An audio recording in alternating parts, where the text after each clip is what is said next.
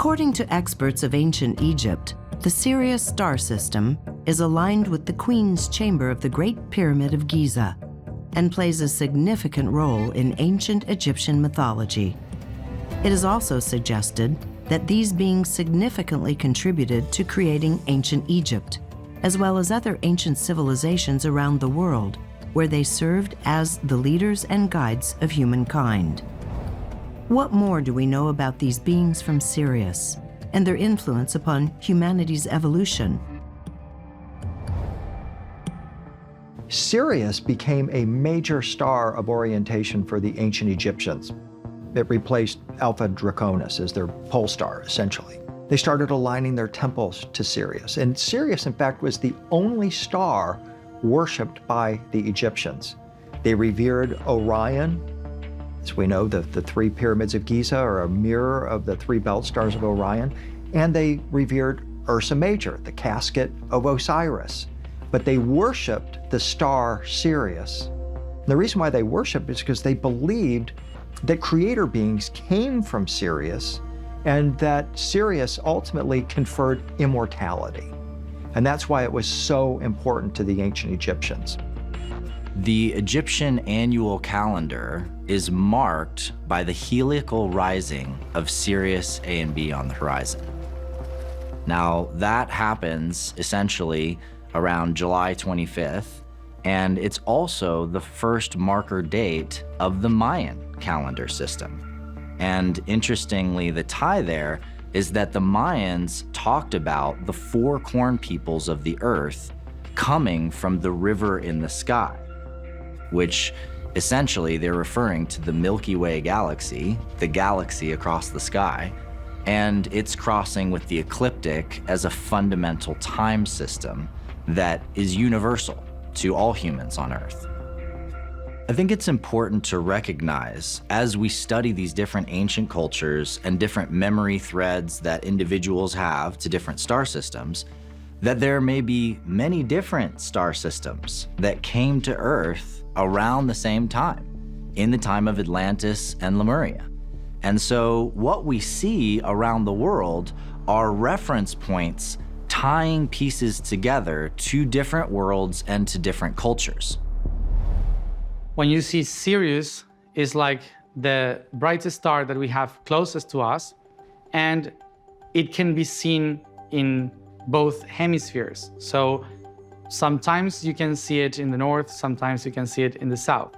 And because it's the brightest one that is in the skies, it's also a guide for people that were traveling through the planet to know which season is coming. So that's why Sirius was also important, besides the beings that could come from there and guided the constructions of pyramids. Besides all that history, for humans, the star is very important and was related with the mother of the sky. That's why in Egypt it was named after Isis, the goddess, because she was the mother of creation. It's not because the star created everything, but is related to the flood of the Nile. When the star appears in the horizon, the Nile starts to grow again. That's why also Sirius was guiding people in harvesting, in starting the new year, and it was the mother of life. It was related to the summer, to the harvesting, and everything. That's why there are two different stories about this star related to the humanity. The god that came from Sirius, Ptah. Well, who's Ptah? Ptah is the ancient Egyptian god of smithcraft and alchemy. He fashioned the human body. He even has a double helix in his hieroglyph. And we're developing this picture. Well, wait a minute. That's a technology. You're saying a god being came from Sirius, a divine being came from Sirius and fashioned the human body? That means he didn't create the human body from scratch. He found a primitive being, probably wandering around, and merged some of the Sirian DNA, and out pops man. That's what the Egyptians are saying. And then you ask the question, well, why would Ptah do that? Why would he come from Sirius to Earth, tweak our DNA, merge their DNA with ours, and create this new being? What is the purpose of that? Well, the answer is provided in the ancient Egyptian pyramid text, and that is Ptah came here and did this so that we could climb the ladder to heaven, to make our body a more conducive vehicle for the ascension of the soul. That is fundamental to the ancient Egyptian belief.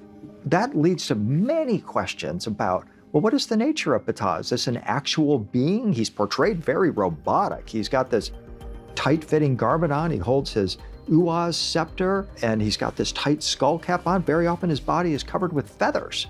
It's feathered because he flies, right? He's capable of ascension. And that then opens up, is this a robotic type of a being? Is this a non-physical being? Certainly he took on physicality, but what we're confronted with is the belief that this is how we got how we are. How did we go from monkey to man?